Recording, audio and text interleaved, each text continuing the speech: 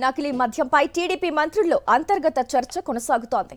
Belt షాపుల ద్వారా నకిలీ మద్యం సరఫరా అవుతుందని మంత్రి లోకేష్ అంగీకరిస్తున్నారు. లోకేష్ నివాసంలో టీడీపీ మంత్రులు సమావేశమయ్యారు. ఎమ్మెల్యేలే బెల్ట్ షాపులను పెట్టిస్తున్నారని లోకేష్ వ్యాఖ్యానించారు. బెల్ట్ షాపులు బాగా పెరిగిపోయాయని మంత్రి లోకేష్ అంగీకరించారు. మరింత సమాచారం మా కరెస్పాండెంట్ లోకేష్ ఫోన్ ద్వారా అందిస్తారు. సతీష్, చెప్పండి.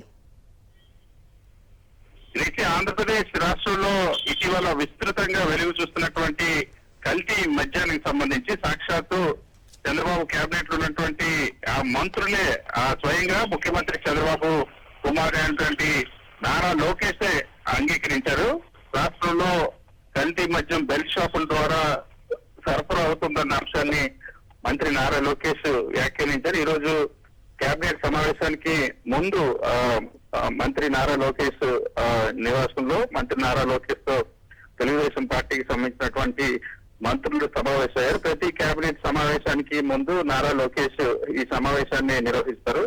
అందులో ఈ రోజు కల్తీ మద్యానికి సంబంధించినటువంటి అంశం చర్చకు వచ్చింది. ఈ సందర్భంగా బెల్ట్ షాపులు విస్తృతంగా ఉన్నాయి. ఆంధ్రప్రదేశ్ రాష్ట్రంలో విపరీతంగా పెరిగి ఈ బెల్ట్ షాపుల్ని ఎమ్మెల్యేలే రికమెండ్ చేస్తూ గ్రామాల్లో బెల్ట్ షాపులు పెట్టిస్తున్నారనేటువంటి వ్యాఖ్య కూడా మంత్రుల దగ్గర నారా లోకేష్ చేశారు. అదేవిధంగా దాంతో పాటుగా ఆ బెల్ట్ షాపుల ద్వారానే కల్తీ మద్యం సరఫరా అవుతుంది.